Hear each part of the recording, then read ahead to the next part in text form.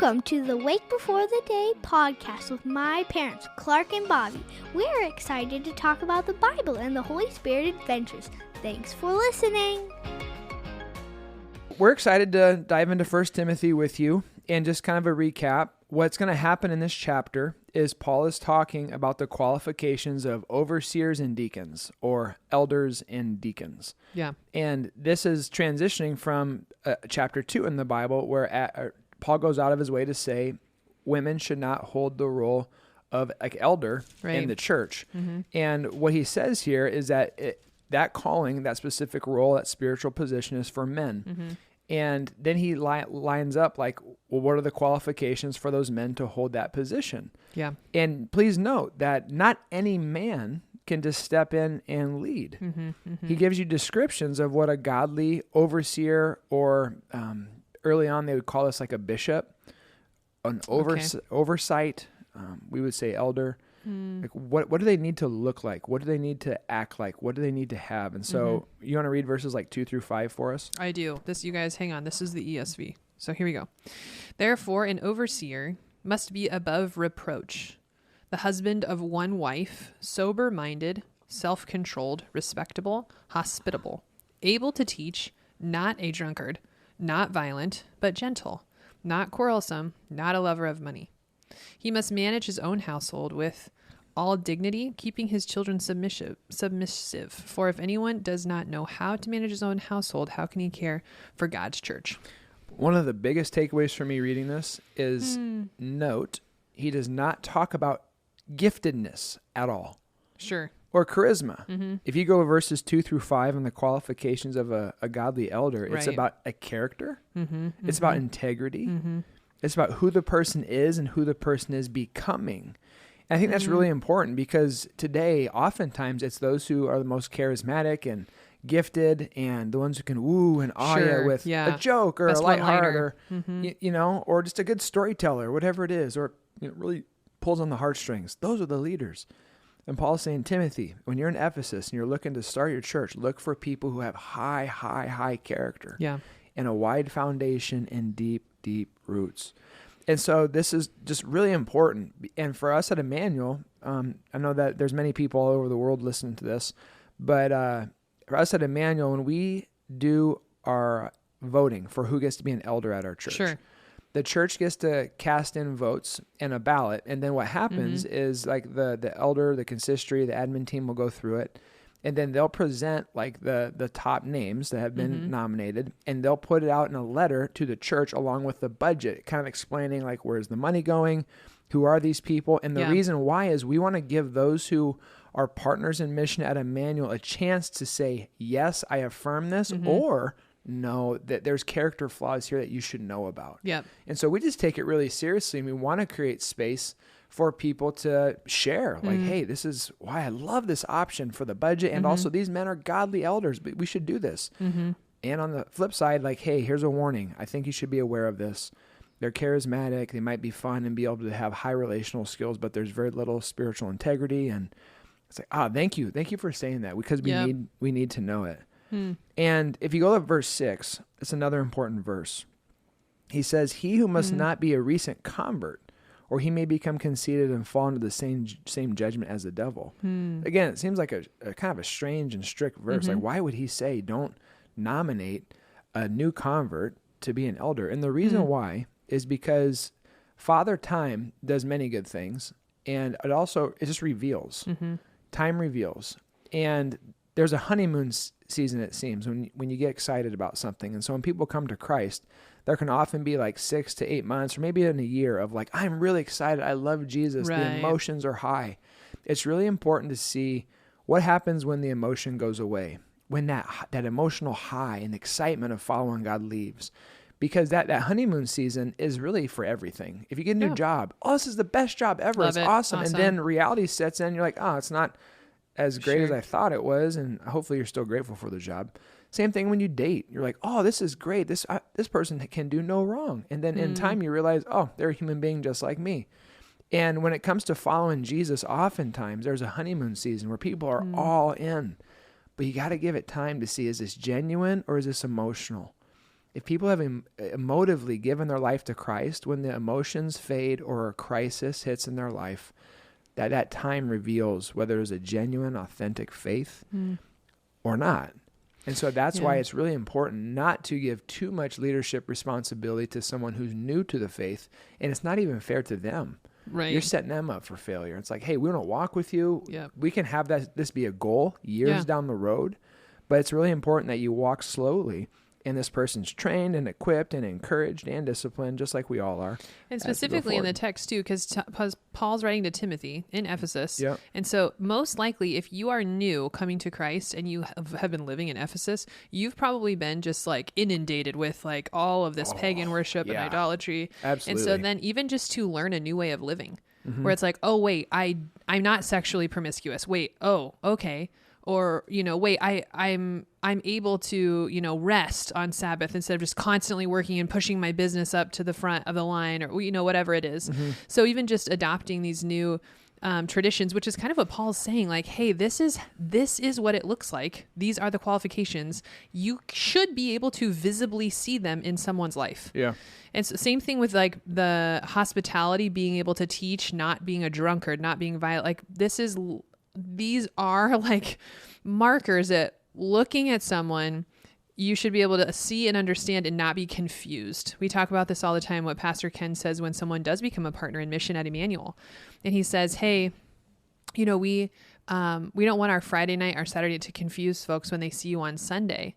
And I think that could be another way of saying what Paul's saying here. Hey, live in such a way that Jesus shines through you, that you have, sound doctrine, yes, but you're able to actually walk out in the things that you do in the public square, in the quiet with your family when the doors are closed, that there's still integrity and, like you're saying, character there, because those are the markers, not, status or all the other things that we talked about. So that's key. Another thing I really enjoyed about this chapter, and it continues throughout the rest of the chapter, is how it so well fits. And so we have someone walking up to the microphone.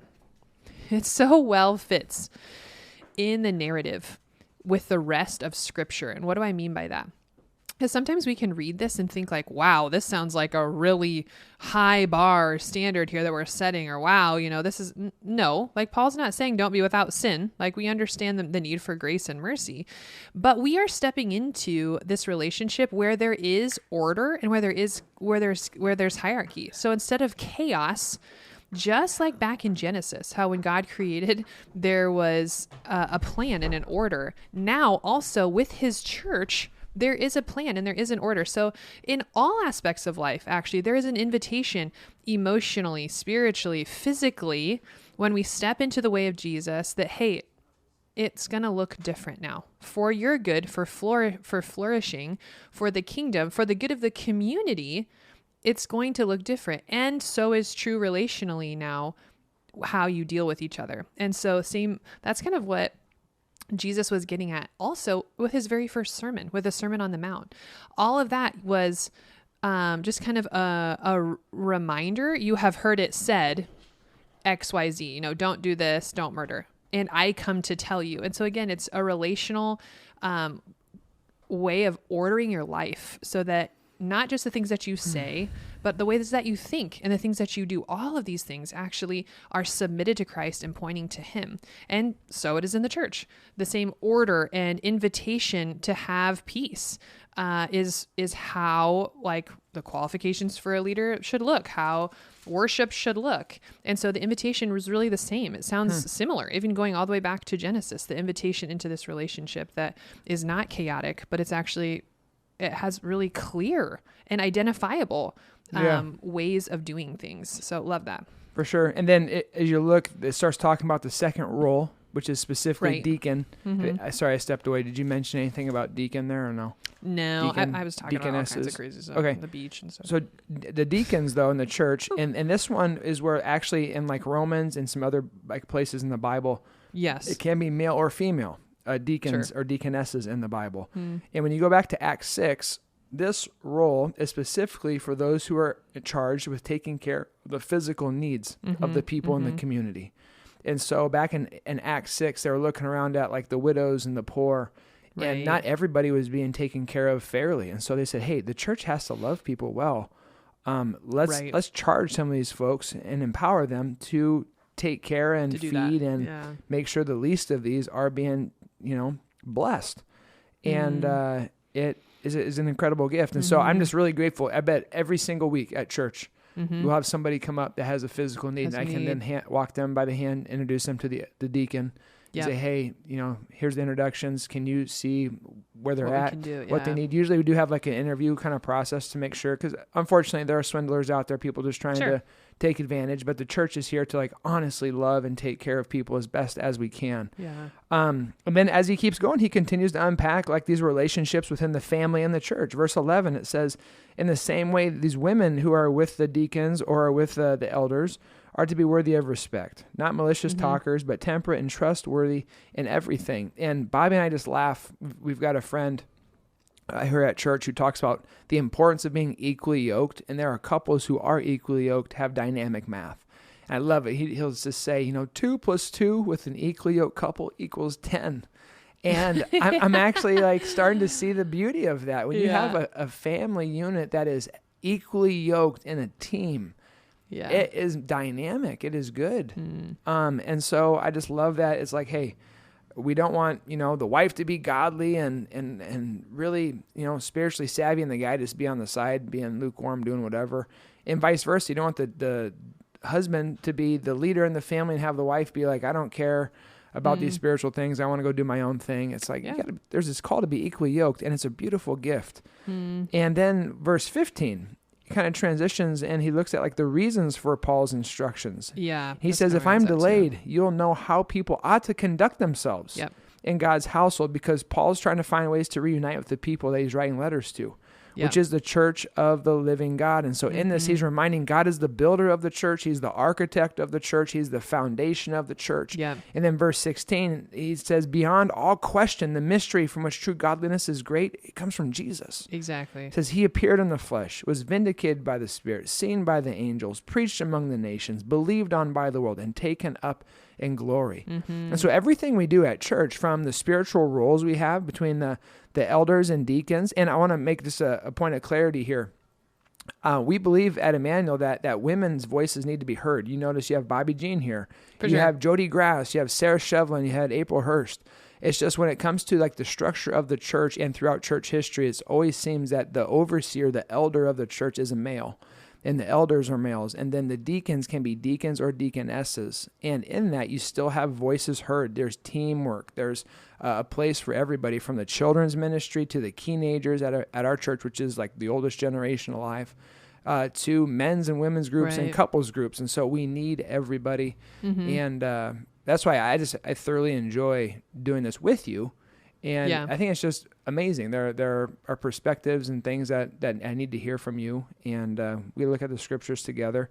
I love, too, when it talks about just early in Acts, Aquila and Priscilla and some of these other people who like walked with Apollos in his training. And again, when you have male and female in the church who are loving God in an orderly way, living out the scriptures, it's just an incredible gift. And I'm excited to do this with you. I'll put in 2 cents about, I think too, I'm so grateful because I feel like my kids are growing up in a place where we're able to look to our leadership, our deacons and our elders, and my kids aren't going to be confused. They're going to see men that are humble and that are serving the church, that I read this list and I'm blessed to know that I see that characteristic. So do my kids.